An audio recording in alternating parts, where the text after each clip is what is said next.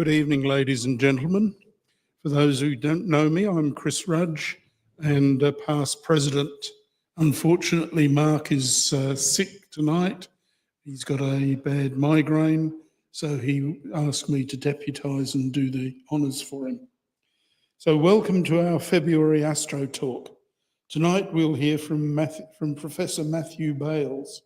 Professor Bales will explore the world of fast radio bursts and share with us his knowledge in this field.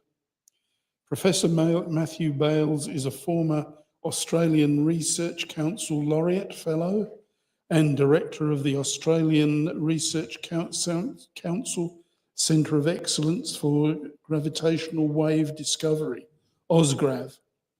He's a world leader in the discovery and timing of millisecond pulsars and has made pivotal contributions to this discovery of fast radio bursts, enigmatic millisecond-duration bursts of radio waves that strike the Earth many thousands of times per day and are of unknown origin.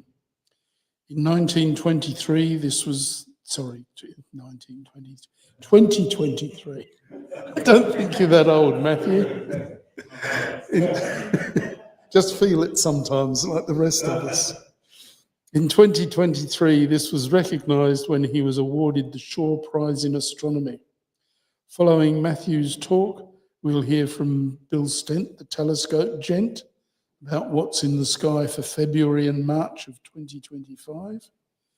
We have some ASV events coming up. We have our Messier Star Party at the end of the month, the Gippsland Star Party, Inverloch Under the Stars, and also the Mildura Star Party. And if the skies are clear, the observatory will be open for viewing after the talk. Also, our ASV library will be open. Now I'd like to welcome Professor Matthew Bales to the stand.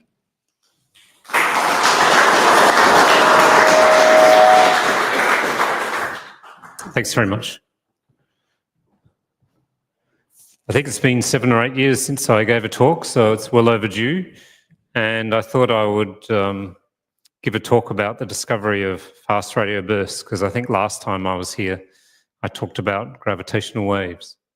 So this is a discovery I was very fortunate to share with my former student, Duncan Lorimer, and his wife, Maura McLaughlin. And we're going to hear a little bit about our journey of discovery.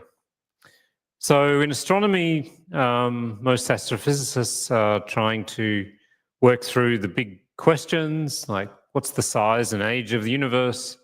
How many atoms are there in the universe? What laws of physics govern the universe? What types of object exist in the universe? Planets, stars, black holes, neutron stars, quasars. And probably once every 5 or 10 years ago, astronomers tend to come across something that is a new class of object. It's kind of every astronomer's dream to find one of these.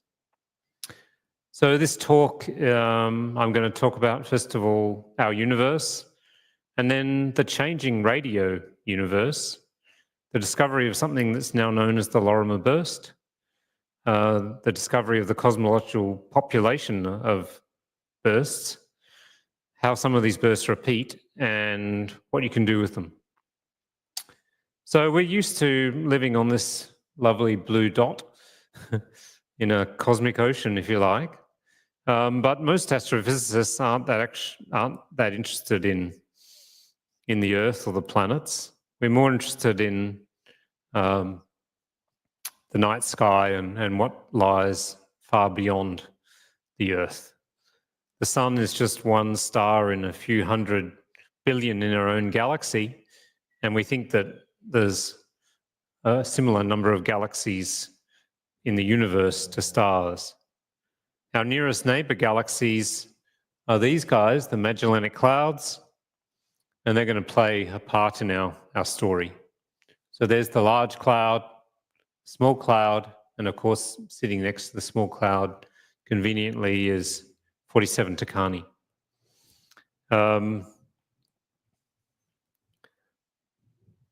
It's been a long journey in understanding our place in the universe. And one of the the reasons we understand so much is because of the invention of the telescope. So when we look at Jupiter, Galileo was the first person we know of to point a telescope at Jupiter, and he was amazed to see that it was actually surrounded by its own little planetary system, if you like, of moons. And when he looked at Jupiter, he saw it had companions. Turn the labels back on, they're a bit hard to see for you. And that they changed their position every night. And he deduced correctly that they were moons. And he thought, if Jupiter has moons and the Earth has a moon, maybe the Earth and Jupiter are more alike than the Earth and the Sun, or Jupiter and the Sun. And so this helped displace the Earth from the center of the solar system and led to us having a better understanding of where we were in the universe.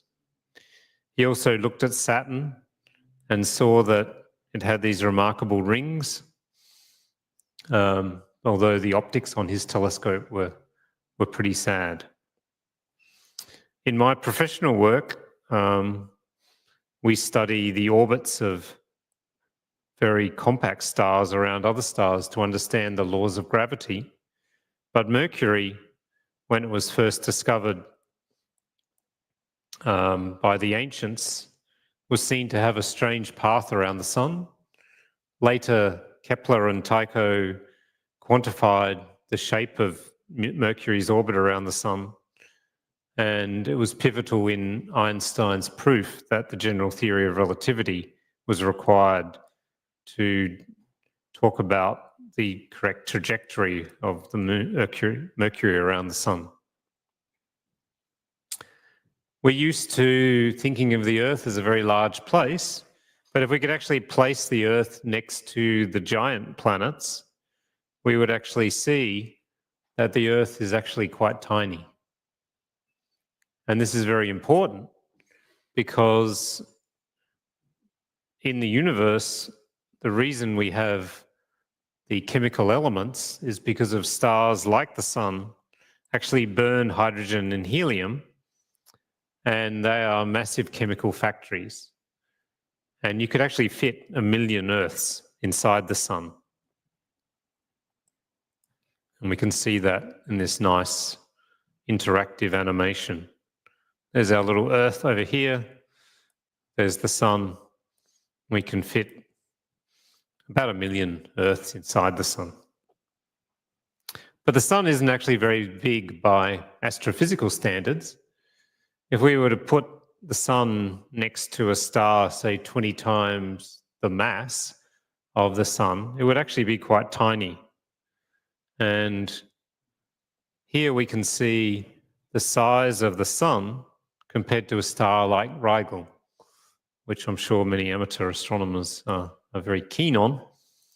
And the Sun is actually a nice star to live around. It lives for billions of years. But Rigel is a very hot star, and although it's only about 20 times heavier than the Sun, it's actually burning energy about 100,000 times faster. So actually look at some critical statistics on Rigel. It's about 20 times the mass of the Sun, about 80 times the radius, and the amount of energy coming off a star is proportional to the radius squared times the temperature to the 4th power. So a star like Rigel is burning hydrogen 100,000 times faster than the Sun, and will only live for about 10 million years. And when it blows up, it'll leave behind a supernova and also a very compact star called a neutron star. And here, of course, we have the Crab Nebula, a favorite for many amateurs. This is a planetary nebula and a very different end to a star's life. Stars about 10 times bigger than the Sun blow up. Ones about the same mass of the Sun just peel off their outer layers slowly and leave behind a white dwarf. And with our naked eye, we can't see any white dwarfs, but with telescopes, of course, we can. So how big are these objects? Well, if we were to put a black hole, a neutron star, and a white dwarf together, you would see that the neutron stars are very tiny. This black hole is about 30 times the mass of the sun. The neutron star maybe 1.5. That's about 500,000 Earths. And the Earth is about the same size as a white dwarf. So we could actually fit many tens of thousands of neutron stars inside the Earth. But a neutron star weighs 500,000 Earth masses. We believe that we're in a galaxy that looks a little bit like this one. This is the Andromeda galaxy, a spiral galaxy with a bulge in the middle and a bunch of satellites. And this is a model of how we think galaxies look. So this particular galaxy, this is a mock-up of the Milky Way. We think there's a bar and these spiral arms. We're about 2/3 of the way out to the edge. And where the active young stars are is actually very thin.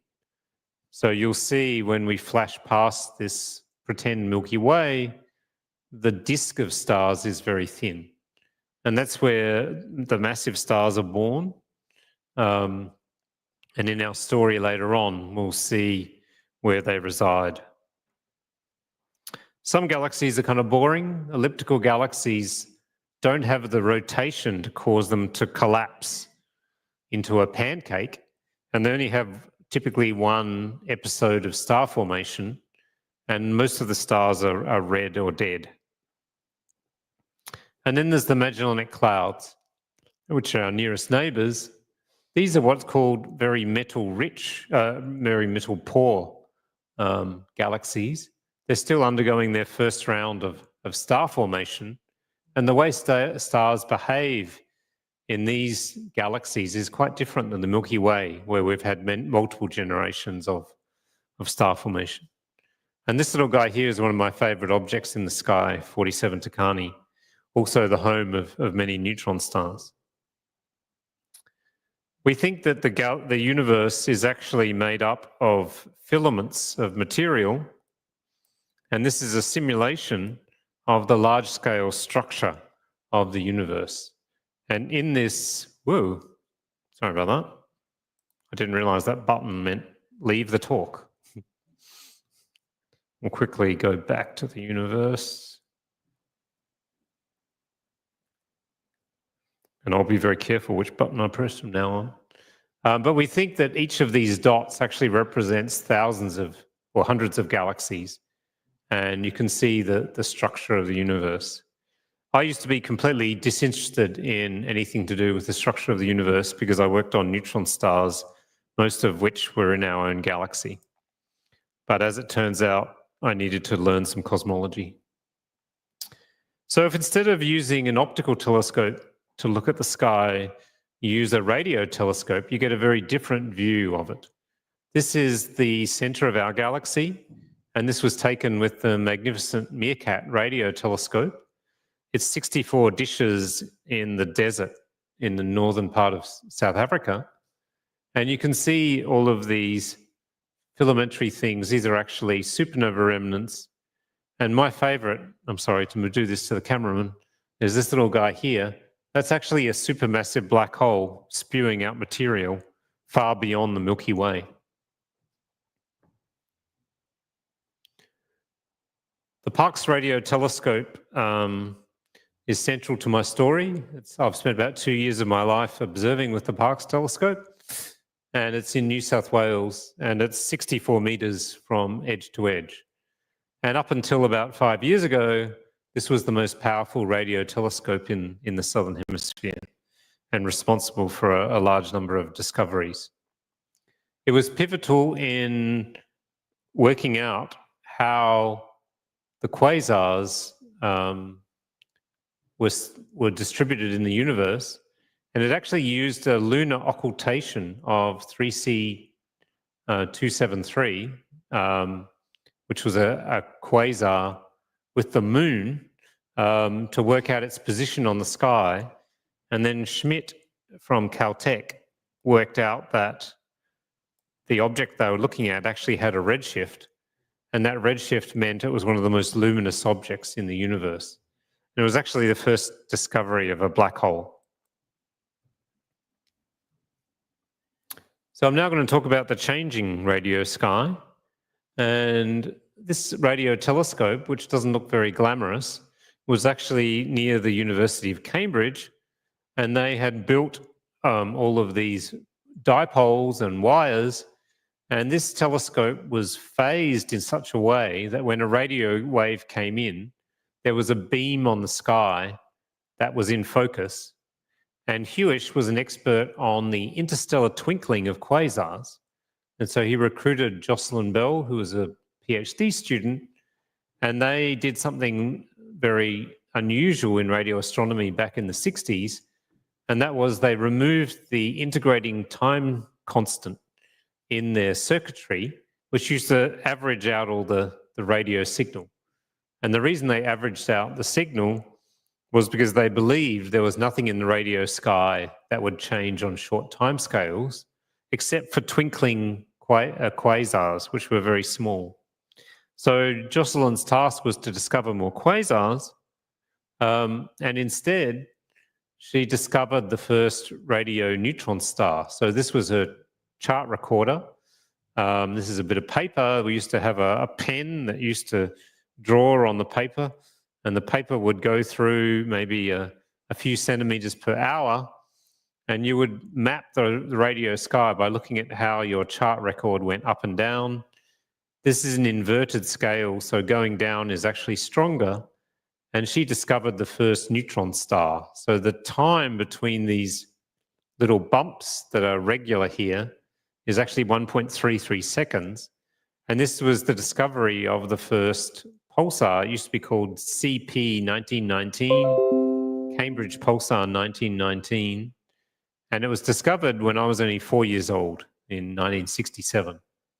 And Jocelyn is still alive, and she actually gave a talk at the most recent Pulsar conference I went to in Italy. And this was a picture of her after they'd announced the discovery of pulsars, which were basically pulsing sources of radiation. Unfortunately, when you make a discovery in science, there's no manual that tells you what it is. So they had to deduce whether this was a rotating white dwarf or a pulsing object, or indeed a neutron star. And neutron stars were still very much theoretical conjectures at the time. So shortly after Jocelyn found her pulsar, others were found in the Crab Nebula, and the giant Arecibo telescope was used to scour the sky to look for more neutron stars. So this is our current model of a pulsar. It's an object only about 20 kilometers across. They rotate, their rotation period, the fastest one rotates every 1.4 milliseconds.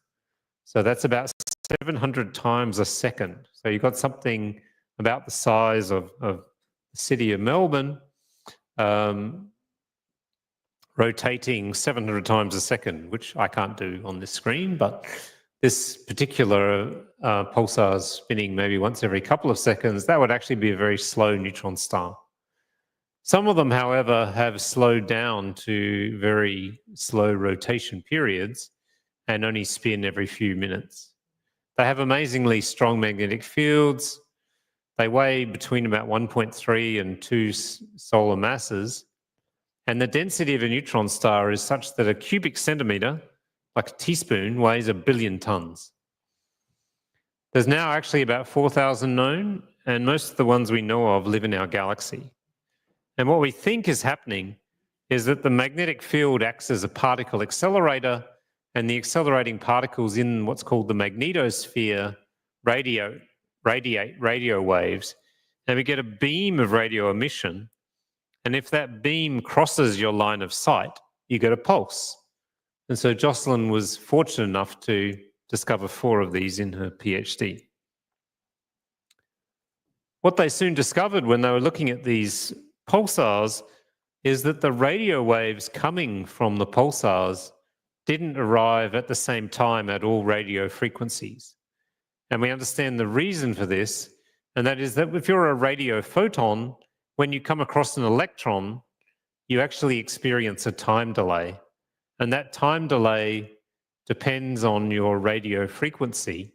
And so the time at which you arrive at the telescope is later for the red photons than they are for the blue photons. And this is an observation with the Meerkat radio telescope. And if I come over here, I'll look down, I see a beautiful mathematical relationship between the time delay and the when the pulse arrives. So this is about 400 milliseconds of time. At 1.5 gigahertz, the pulse arrives, and then it sweeps down and takes longer and longer to arrive. And about 400 milliseconds later, it arrives at the lowest frequencies. If we straighten this up by a process we call de-dispersion, we see the original pulse, which looks a bit like that. So we can use these what's called dispersion measures to actually work out where all the neutron stars are in our galaxy. And this is a model of our galaxy and where the neutron stars live. And the color of these dots reflects their dispersion measure. So red dots have small dispersion measures and blue dots have very large dispersion measures. And the sun is actually in that ball of pulsars. And so you might think, why on earth would the sun know to live in the middle of a bunch of pulsars? So it's in this little bunch here. And that's what we call a selection effect. So it's actually really easy to discover a pulsar if it's nearby. But because of the inverse square law, as they get further and further away, they get harder and harder to detect. And so we knew, as pulsar astronomers, that it was impossible to have what's called a high dispersion measure if you were off the plane of the galaxy, because there just weren't enough electrons. So these radio pulses, as they travel towards the Earth, they get a bigger and bigger dispersion because they're basically an electron counter. And so we knew that off the plane of the galaxy, everything was red, but in the plane of the galaxy, things could be blue. So if we were searching for pulsars, we had to search in both position but also dispersion. And we knew it was kind of silly if you were looking outside the plane to look for high dispersions because you ran out of stars. So in the 1970s, instead of using chart recorders to find pulsars, people started using computers and using this wonderful thing called the Fourier transform, which can take a very long observation and tell you if there's anything periodic in it, like a pulsar. And so Joe Taylor and Russell Holtz discovered the first binary pulsar. And the binary pulsar had this nice property that it was going around another neutron star. And instead of taking a year to go around its other star, it actually did it every 8 hours. And because it was going around so quickly, there were a whole host of relativistic phenomena that, because of the bending of space and time, that meant that Taylor and Holtz ultimately received the Nobel Prize for Physics by proving that every time these stars orbited each other, the orbit shrank by 3 millimeters in orbit. And that was due to the existence of gravitational waves. But that's another whole talk. So we used to fantasize about maybe being able to see pulsars in other galaxies. And the Crab pulsar actually had this habit of giving off not just regular feeble pulses, but every now and then what's called a giant pulse. And so it was thought that if you could put the Crab pulsar in the nearest galaxies, you might be able to see it.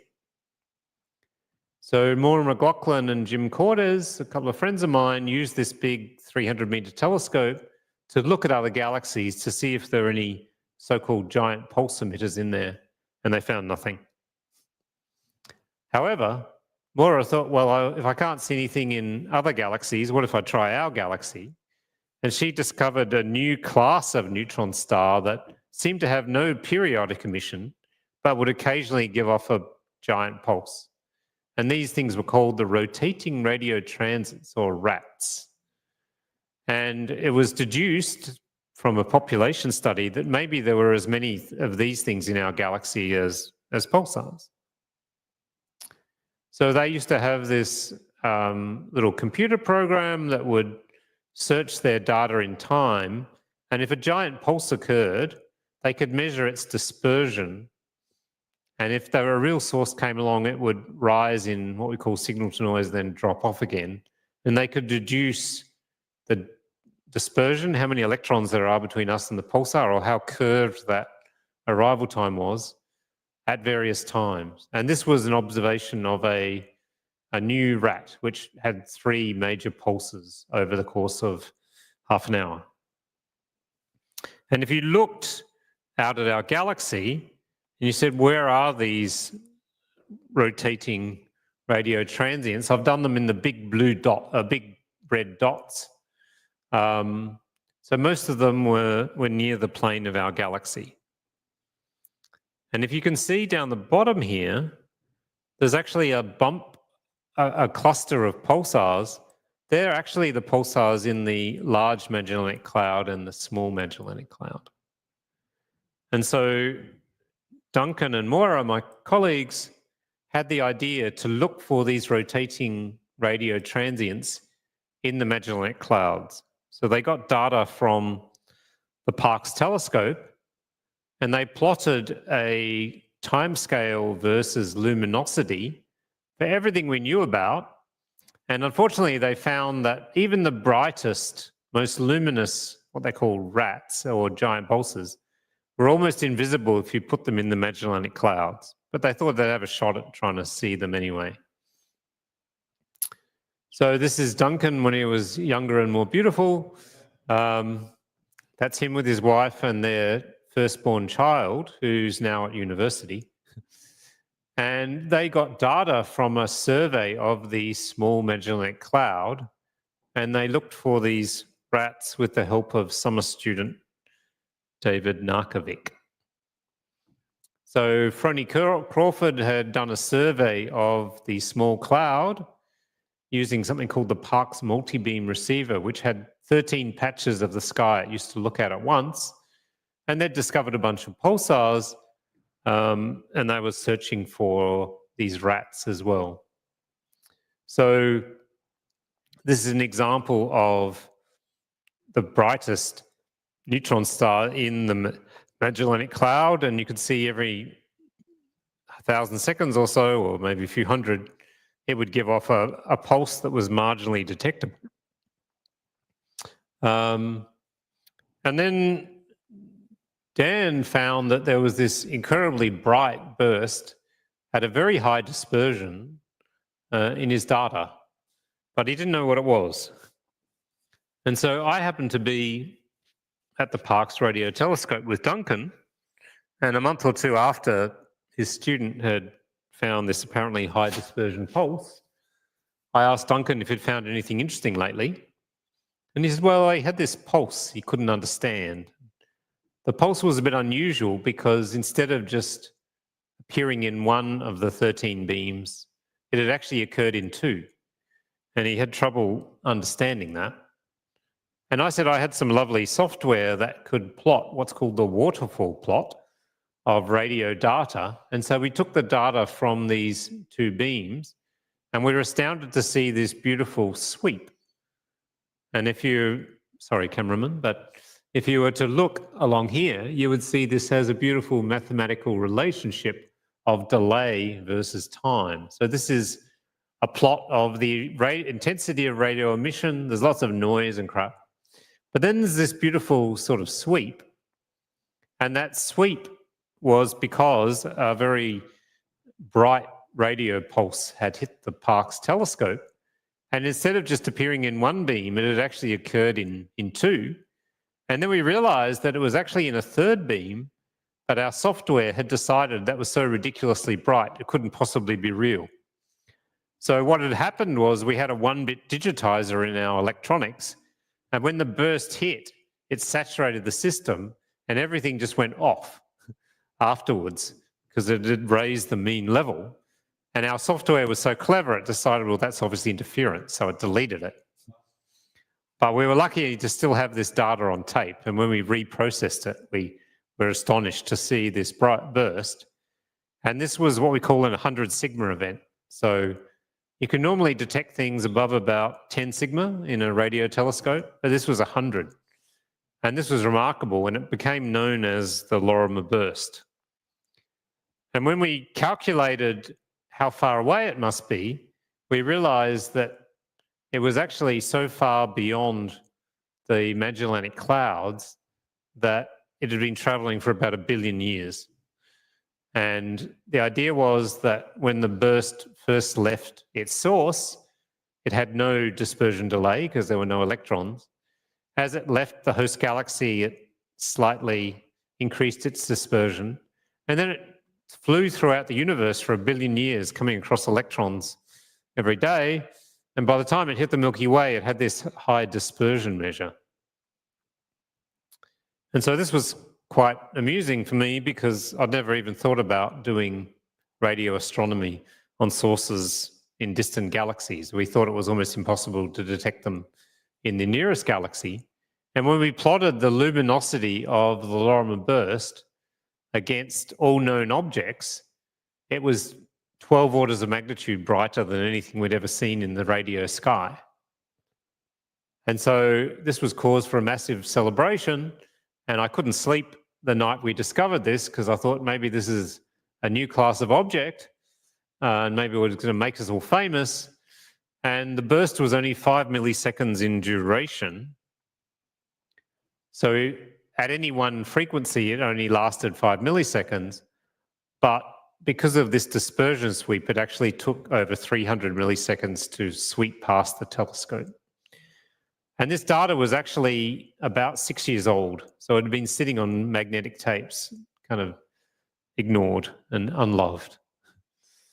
So we weren't sure what it was, but we wrote a paper on it. We actually submitted it to Nature and it got rejected. And we submitted it to Science and they loved it. So we said, we've analysed an archival survey data and we've discovered a 30 Jansky. That's a measurement of strength in radio astronomy. It actually means 30 by 10 to the minus 26 watts per square meter per hertz, which is not very much. It was 3 degrees from the small cloud, and the burst properties argue against a physical association with either our galaxy or the cloud. And we looked at it for another 90 hours. I went back to Parkes, pointed the telescope at it, didn't see anything. And so we postulated that maybe it was from a supernova or something that coalesced. And hundreds of these things could happen every day. And if we could detect more, we could use them as cosmological probes. So the problem with the Parkes telescope is it actually looks at less than a square degree of the sky. So the idea was these things are happening everywhere, but we just can't see them. So we weren't sure what it was. It was very energetic. It was about the same amount of energy that the sun gives off in a month in 5 milliseconds. It was very narrow, so light travel time meant it was probably less than a few thousand kilometers in diameter. So we weren't sure if it was a neutron star, an interplanetary radar, supernova, or 2 coalescing neutron stars. It soon entered popular culture, and this is a band called the Lorimer Burst, which I really love, and their title track is Dispersion. We also appeared in a book about serendipitous discovery. So we were keen to find more, and I had a student, Sarah Burke-Spalor, who's now a professor in West Virginia, and she contacted me one day and said, I found another burst. I went, yes, awesome. And she showed me the burst, and it didn't look quite as nice as the one we had seen. It was all kind of patchy and blobby. And then she found a whole lot more that looked very similar, and that was a little bit disturbing. And not only did they look similar, they actually appeared in all 13 beams of the receiver. And that means they're in something called the Fresnel zone, which means they must be originating from something within a few kilometers of the dish. And so some of them are blotchy, some of them looked a little bit better, some of them had funny kinks in them, and we didn't know what they were. It took another 5 years before anybody found one that was even remotely convincing. This is Evan Keane, a former postdoc of mine. And if you look at this one, yeah, it looks pretty good. But unfortunately, his was right in the plane of the galaxy, and we couldn't tell whether it was behind the galaxy or in it. So it might have just been a pulse from our galaxy. Then my colleagues and I decided to look at the whole sky with the Parkes telescope. So we built a whole lot of supercomputers and digital electronics, and we did a survey of the entire sky for 4 minutes, the inner part of the galaxy for 15, and the middle part for over an hour. And we discovered a whole bunch of pulsars, but we didn't find any Lorimer bursts.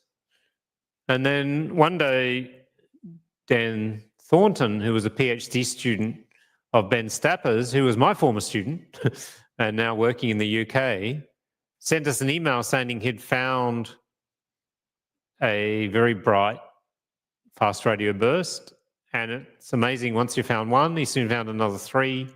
And we wrote a paper announcing the discovery of the cosmological population of fast radio bursts, again in the journal Science. And this was our best one. It was incredibly bright, and it had a dispersion that meant it was 3 times further away than the Lorimer burst. And in fact, it seemed to be coming from such a great distance that the universe was less than half its current age when it left.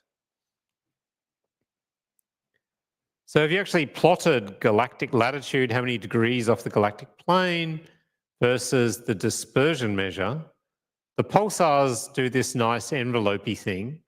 This is like along the galactic plane, there's lots of electrons, off it hardly any. These little bunches here are the small cloud and the large cloud pulsars.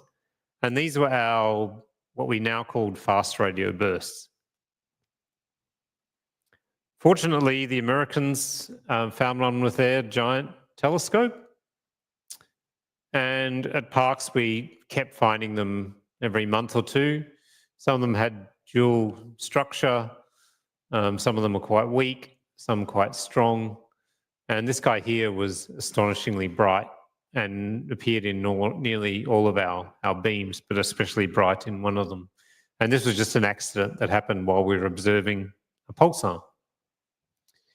We built a new system at the Milongolo radio telescope and discovered a way to get very high time resolution. And we could show that the bursts were actually comprised of little microbursts. And then John Sarkisian discovered that if you opened the microwave oven at the Parkes control room, it let off something that looked a bit like a fast radio burst. And so we understood the origin of at least some of those ones.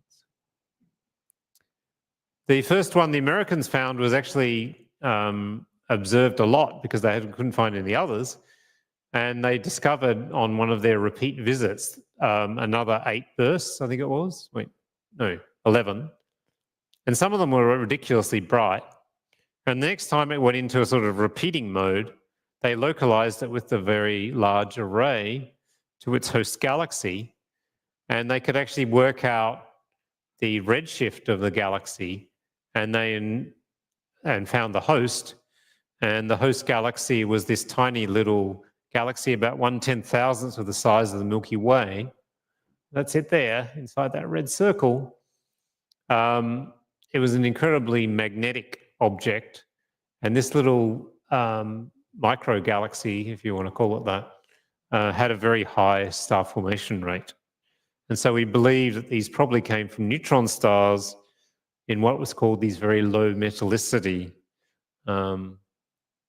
clusters. They found that the repeats seemed to happen with a period of about 157 days. And another one was found that seemed to repeat every 16 days. And so this is our model of what might be going on. There's some big star with a disk of material, and maybe we can only see the fast radio burst when we're on one side of this disk. And there's various other characteristics of the dispersion as the neutron star probably orbits its other star. But this is only a model. So nowadays, more than 8 telescopes have discovered fast radio bursts. One was even found in our own galaxy with a radio telescope only 20 centimeters was in size, which was remarkable. And this occurred at the same time as something called a magnetar. That's a very magnetic neutron star, had what's called a flaring event. So magnetars have a role in the emission of fast radio bursts, maybe all of them.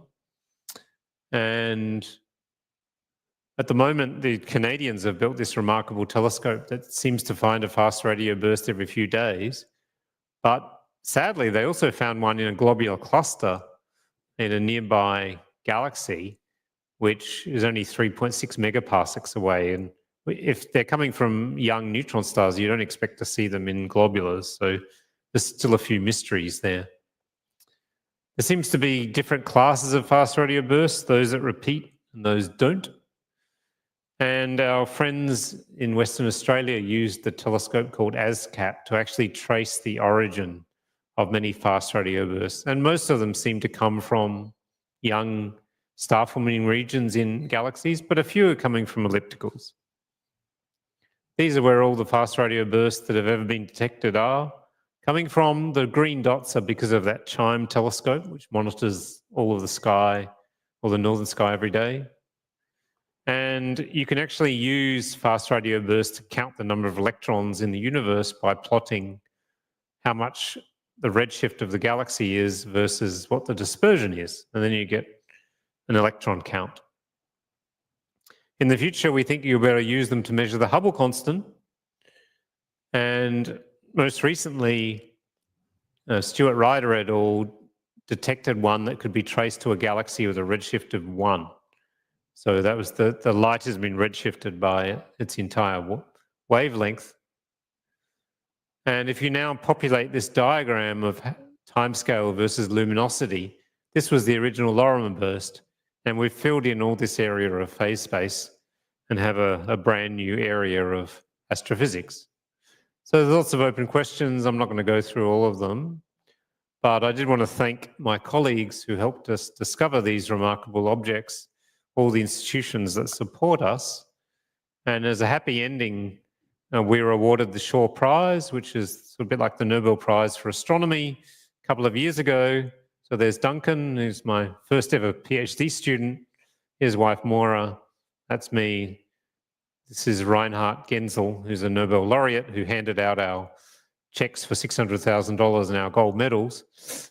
And then, fortunately, last year I was awarded the Prime Minister's Prize for Science, partly for the discovery of the fast radio burst. So I'll stop there and ask for questions.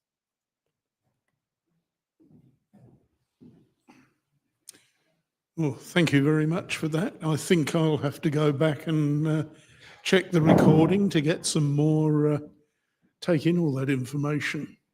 Do we have any questions from the floor?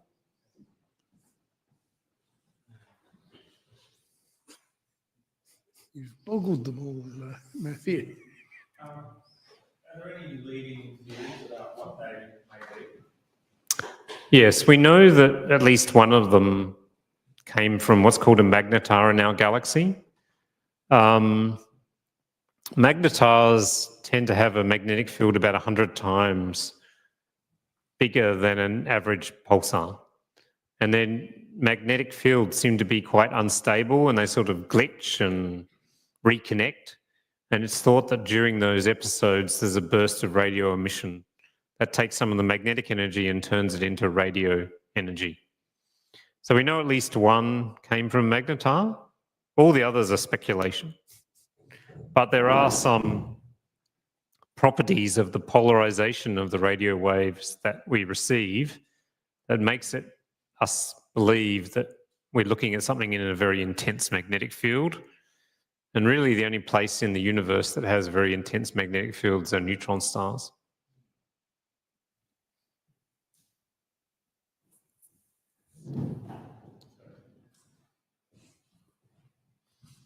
Thank you for that.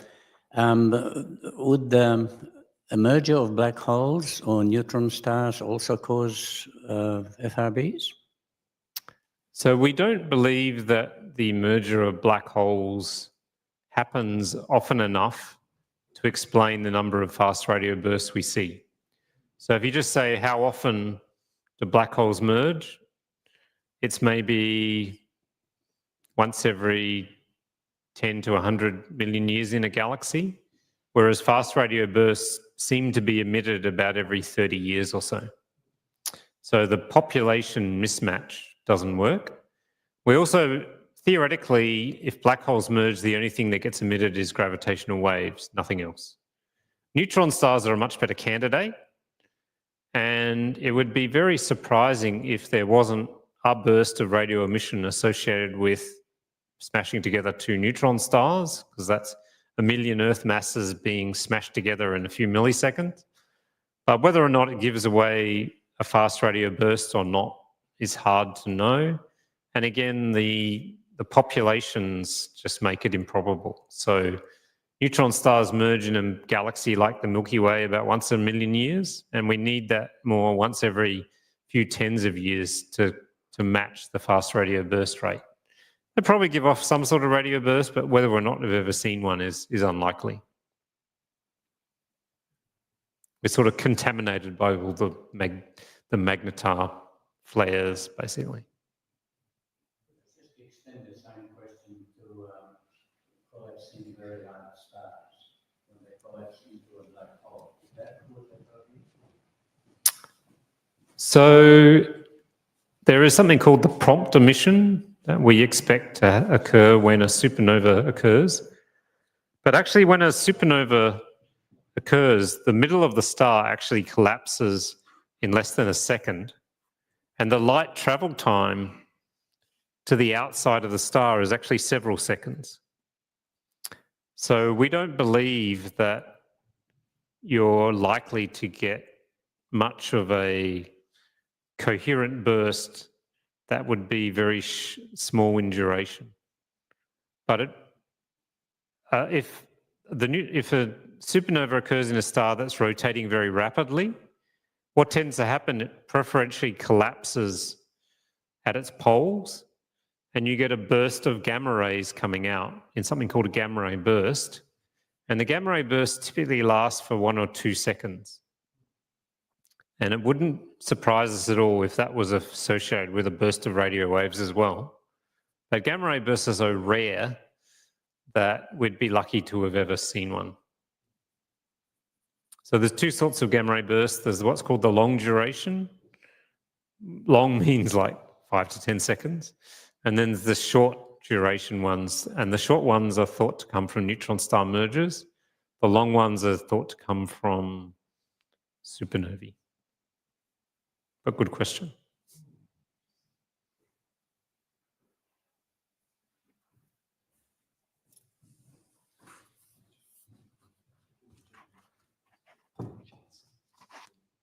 Do the fast radio bursts repeat from the same location, or were they all one-off events that you captured?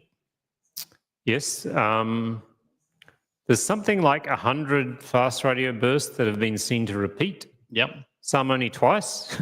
And But there Lorimer was are once, some. was it?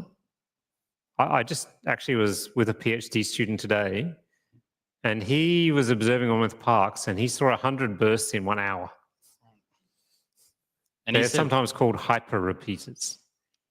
And what's the variation? Like, what's the longest gap between the same one and the? Well, that would be the shortest, I guess. But yeah, in fact, that particular fast radio burst that he was looking at has this strange property that it quite often gives off a second burst exactly 10 milliseconds after the first one.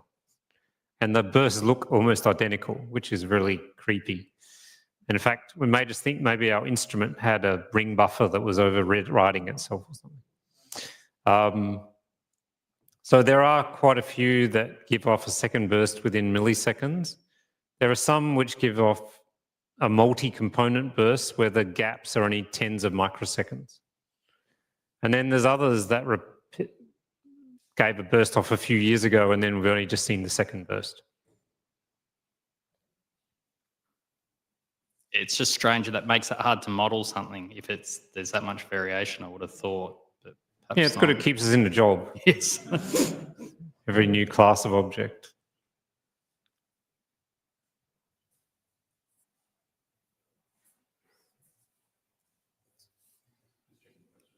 Hi, at the end you had an intriguing graph of counting the electrons in the universe, if I understood that. Is the results of that sort of expected or Yeah, in fact, Unexpected? cosmology models of the cosmic microwave background make a very explicit prediction about how many what we call baryons there should be.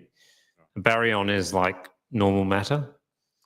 And fortunately, most of the material in the universe is not in galaxies or stars or planets. It's actually just floating around between galaxies. And most of it's hydrogen. In fact, about 75% is hydrogen and about 25% is helium. And those atoms are susceptible to ultraviolet photons hitting them, and they hit them so often that they ionize them. So that's very lucky for us, because when we count the number of electrons that our radio waves have gone past, we don't have to worry about too many conversion factors for how many we're missing, because most atoms just float around the universe and interact very rarely with any other atoms. And the answer is there's about 1 atom per cubic meter, which is a nice number.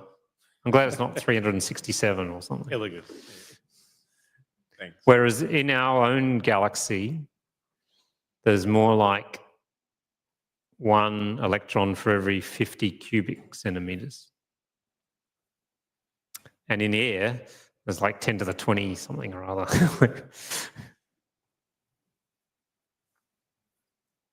Any others?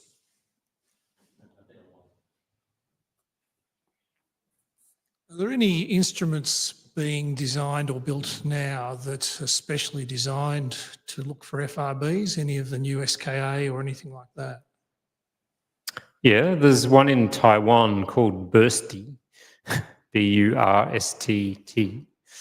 And that's specifically designed to monitor the whole sky for fast radio bursts, but I don't think it's working yet.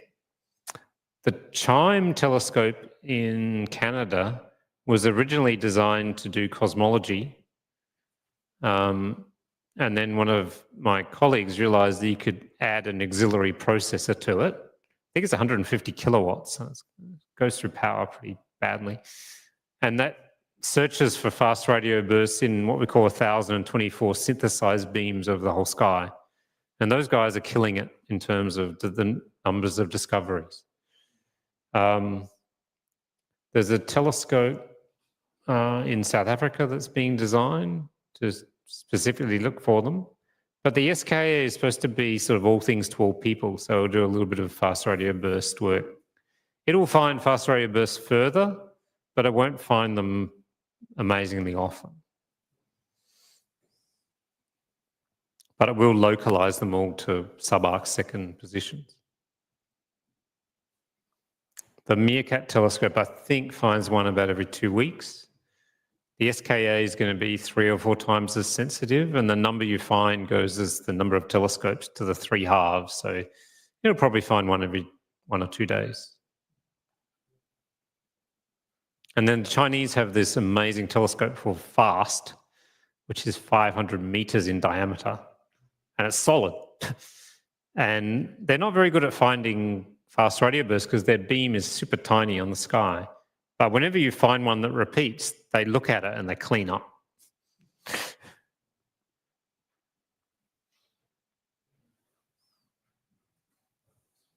Well, I think we should thank Matthew again in the traditional way.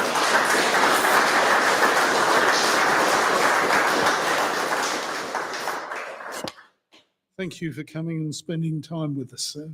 Oh, my Great pleasure. talk. Thank you. Thanks.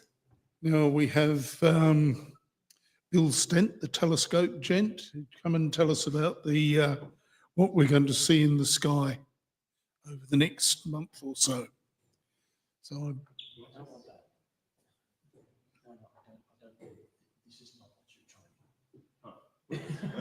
Sorry, wrong thing.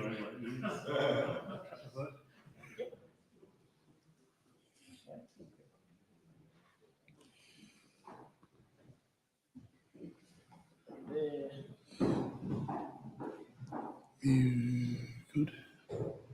No idea how this works. Goes that side.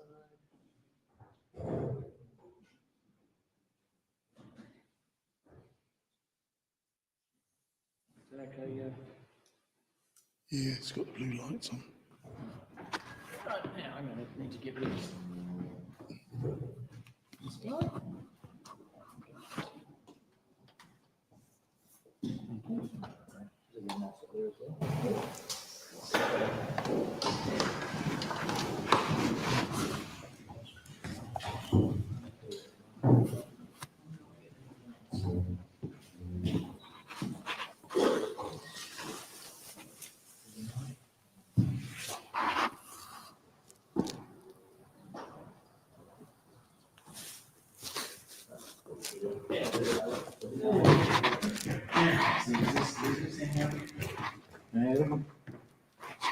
Yes, it does.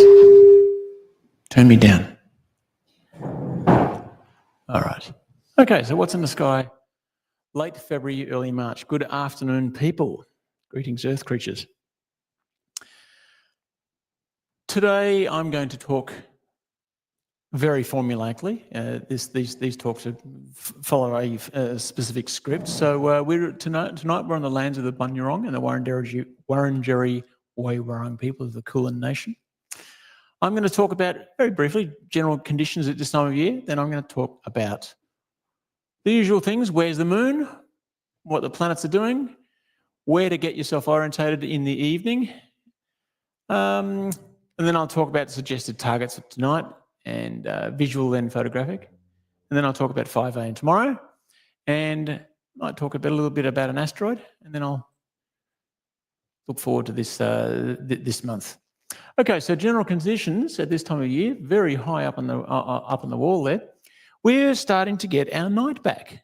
It's mostly seen in the mornings. Jan and I like to have breakfast out in the backyard, and it's actually dark out there now. We like to go out there at Pluto time, but it's actually before Pluto time at the moment. So now February seeing is intensely problematic. If you go out, we'll probably be in the domes tonight. Have a good close look at the nearly full moon, and it will be very, very swimmy tonight.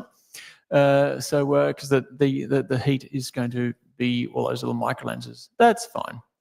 Sunset is about 25 past 8, and next month that's going to be 7:45. So we're going to get a chunk back there.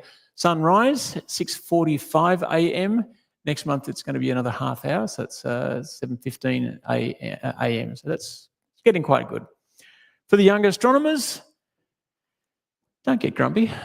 The start of the school year is a trying time for kids as well as parents. Let's perhaps leave the stargazing for the weekend, because teachers get a bit grumpy if you fall asleep in their classes. My wife is a teacher. So now for the loonies, there's the moon. I'm going to move out of the way a little bit. Okay, so the full moon is tomorrow. It's Thursday the 13th. It's going to move back into the south over the next week, which means it's going to get higher in the sky. I noticed that space.com or somebody was talking the other day about how the Earth is, the moon is really, really high in the sky at the moment. You'll notice it's like, hey, the southern hemisphere does exist. It's about 70% of its distance away in its arc, so it's a moon. Over the following week, it's going to be waning gibbous, as it always is after a full moon. The last quarter is on Friday the 21st, and it's going to be deep into the south now, which is which one's the lunar declination? It's that one, so it's going to be deep in the south up there. So over the following week, it rises at midnight, sets at noon. Over the weekend, over the following week, after that, it'll be a waning crescent. So it means it's going to get thinner and harder to see as it gets closer to the sun. You view it in the morning and later this week in the early afternoon, and then before sunrise. That's what last quarter and the week following the last quarter always does. The new moon is on Friday the 28th, which is just in time for the Messier star party. So everybody, let's all go up to the LMDSS. It's close to the sun, meaning it does not bother the astrophotographers amongst us at all, and you'll be able to see it in a few days as a waxing crescent, that lovely, lovely little thin crescent after sunset. There is a near solar eclipse on the 28th. That's solar eclipse is when the declination of the sun and the moon are at the same time as a new moon. As you can see, it's not quite vertical there, so it's close but no cigar. First quarter is on the Friday, the 7th of March, and I'm not going to go into all of that, but it's going to be deep into the north, which means it's low in the sky, or as Space Little Cobham would say, it'll be very high in the sky. So, planets over the next month. These come from the ASV yearbook. Mercury is an evening object. You won't really see it. It doesn't get out of the twilight until the end of March, and by that time it'll be a morning object. Venus, this is a photograph I took through the Troughton and Sims with my phone the other day of Venus. It's an evening object. It's going into the twilight. It's probably very hard to get much of a view on, but it's starting to dive. It's very dark, very, very bright. Its greatest illumination is on the 15th, but it'll be gone by mid-March. The only thing that Venus does of any interest is the fact that it turns into a crescent sometimes. Venus is boring as batshit. Mars, much more interesting. Thank you, George Schwab, for the photograph. Is visible for most of the night. It's just past its opposition now. Viewing is still okay, even though this year the declination of, this opposition, the declination of Mars has been very high, which means it's been great for the Northern Hemisphere brethren. However, not so great for us. We're looking through so much atmosphere that we're not getting great Mars shots from here.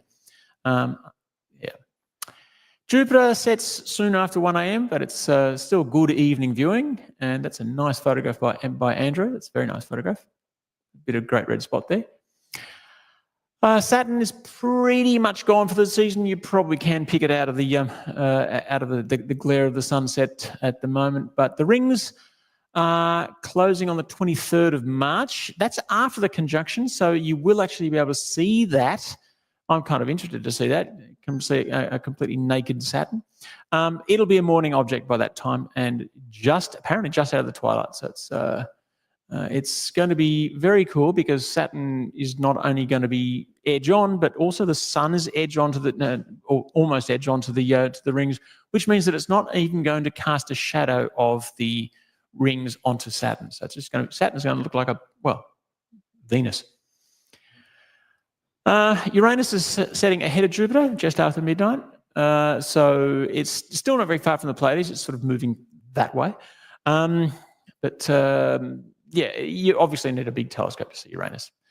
Neptune, similar sort of telescope. It's in the twilight along with Venus and Saturn, so it's setting very early, a bit hard to find.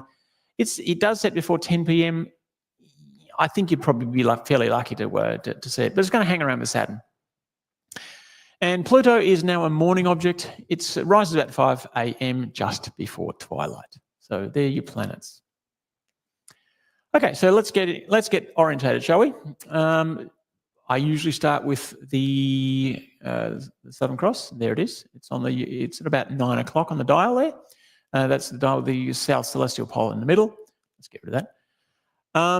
So we've got the Southern Cross, and we've got our other current signpost constellation.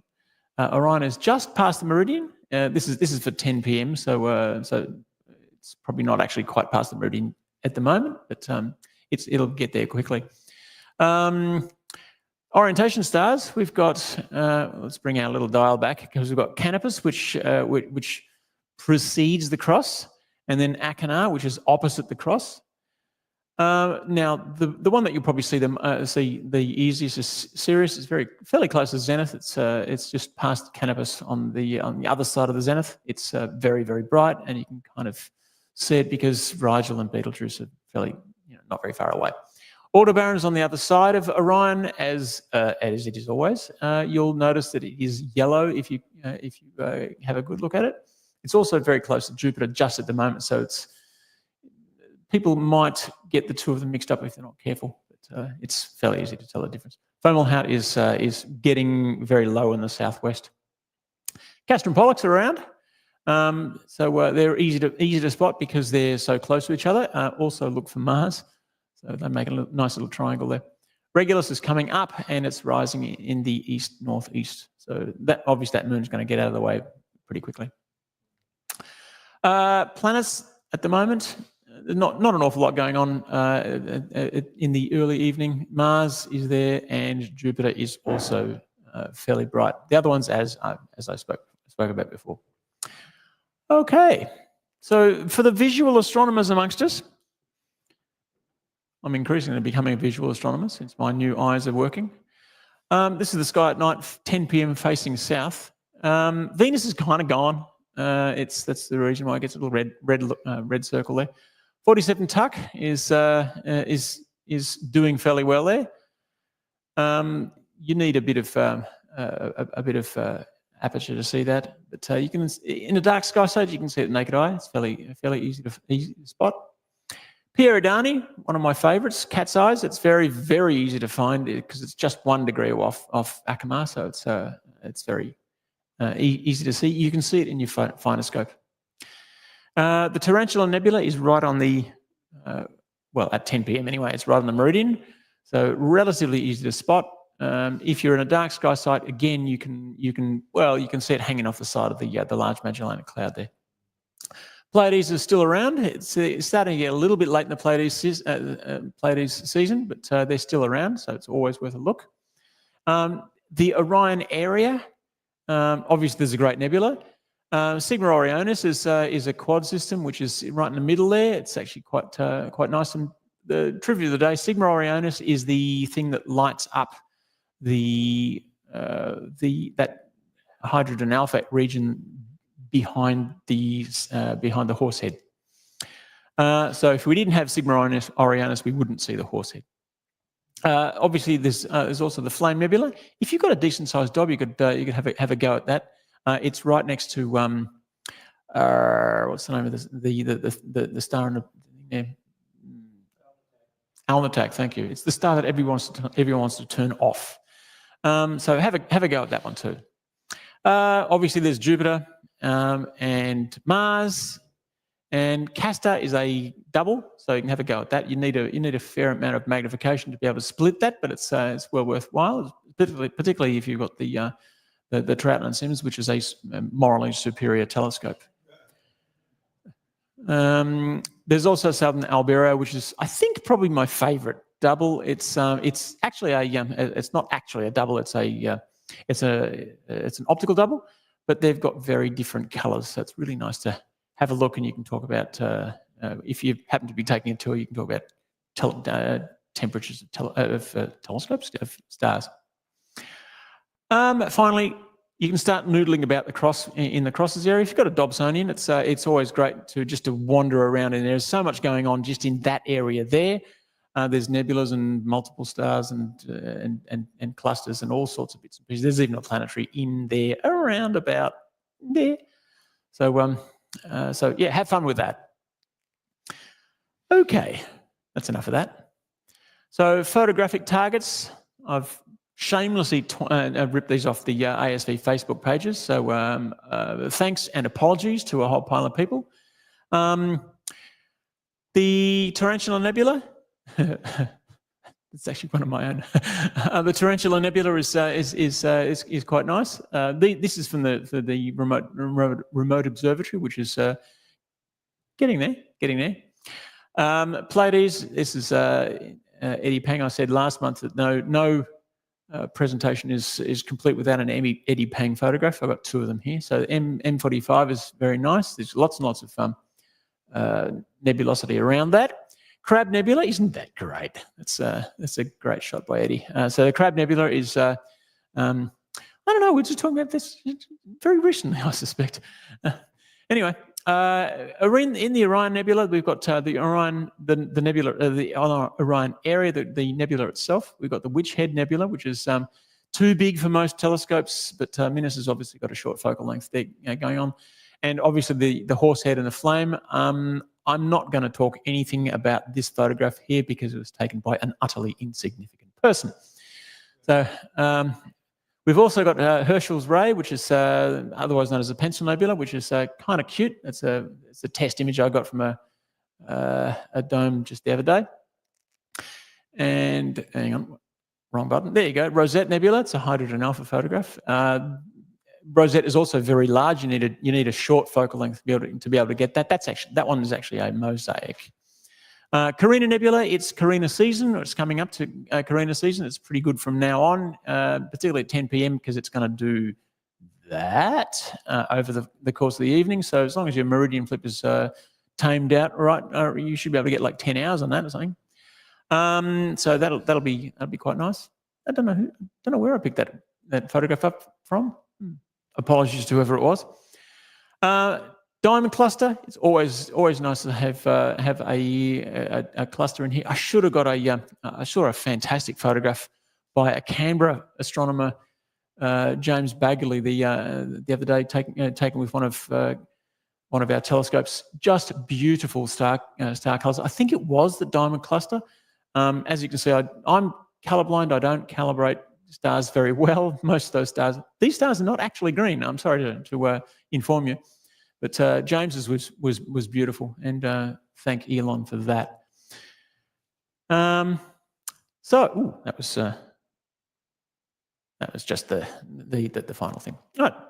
So tomorrow morning at 5 a.m., if you happen to be getting up, if you happen to be one of those kids, one of those people with kids or dogs, the Southern Cross has passed the meridian now at 5 a.m. So it's good cross time. So like get up at 4 o'clock and you'll be able to get some quality time with that. Also, of course, there's the galactic core there. Orion has gone, which means that Scorpius is getting high in the sky. That's our third signpost galaxy, signpost stars. Planets, not an awful lot. Pluto is just about it, and it's only just there. So in the mornings, Pluto is your only companion. Guess what time of year it is, guys? T Corona Borealis is nearly back. It's out from behind the sun. It's not actually out from behind the trees at LMDSS. I don't think I'm going to be able to get it before late this month. So probably means it's going to go on the 27th. Anyway, so yes, it's back. I will try to get a shot of it, but as you can see, the light curve over the last 12 months, it's been doing its usual thing. It's a binary pair, so it does that. You can't read it, but this scale here goes from, I think, around about 10 up to about 0 or something like that. When it goes off, it's going to be about 2, so it's going to be sort of up here. So it's going to be a big jump in brightness. You will be able to see it with your naked eye. It's about the same as, say, Alnitak, the star that I forgot before. So that is about it for the sky. This is not, well, this is in the sky at the moment. It's going away from us, but 2024 YR2 hit the news the other day. So yes, it's an Apollo-class asteroid, which means it goes between Mars and Jupiter and Earth and Venus. It crosses the orbit of the Earth. The orbit inclination is fairly similar. It's only 300 degrees away from the Earth's orbital inclination. It's between 40 and 100 meters in diameter, which makes it sort of a big rock. It has a 4-year orbit. And so it's going to, well, last time it came closest to us last Christmas Day. Next time it's going to be 17th of December 2028. But there's a very near encounter on the 22nd December 2032. Now, what we're building to, there's a 98% chance it's going to miss us. Probably further than Apophis is going to go. Now, Apophis, when it comes past in April 2028, I think, might be 2029, I can't remember. It's going to be, Apophis is going to go inside the orbit of the geostationary satellites. So that is really close. So YR2 probably won't be that close, but they're not actually sure. They've been recalculating 3 times now in the last week. That chance of a miss has been decreasing. It's still on about 97.5%. They reckon that with a bit more observation, they'll probably be able to confirm that it's going to miss us. So probably no impact. However, if it does happen to intersect Earth, it probably won't, well, all of it as a chunk won't hit the ground. There won't be a big impact crater. It's going to be more of an airburst. Well, that airburst is probably something like 7 or 8 megaton nuclear weapon. So that's going to devastate an area of around about 50 kilometres in diameter. So don't be there.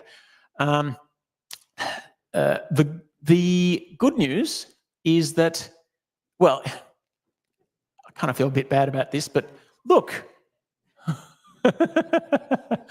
Now, all of the rich white people in this area here are going to be having a holiday around about here, I suspect, or possibly up there. Yes. So at the closest point, the asteroid will not be visible from Australia. It's going to be on the other side of the Earth. So for us, there are two conclusions. First of all, you're going to have an excellent opportunity for observing it on the 22nd of December 2032. Hopefully, you'll get another excellent opportunity for an observation on the day after, as it's going away from us. So that's really all I have to say about YR2. So, bit of random observations. Venus's great illuminated extent, that's the brightest bit, is on the 15th of February, which is like 3 days away.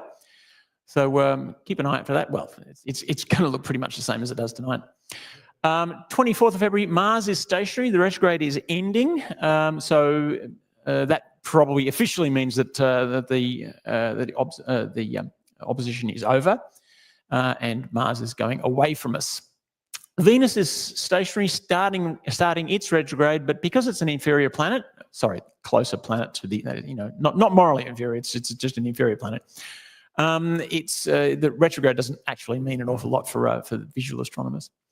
The Messier Star Party is on the 1st and 2nd of March, so be there or be somewhere else. T Corona Borealis, watch out for a sudden bright star. It's going to be low in the northeast in the mornings. And that's about it. That's really all I have to say.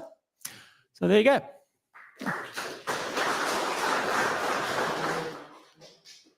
So don't forget all our star parties coming up. Oh yeah. And Mildura, don't forget Mildura. Very shortly. So if you want a nice something to eat, get there quickly because it all goes real quick. Thank you very much and good night.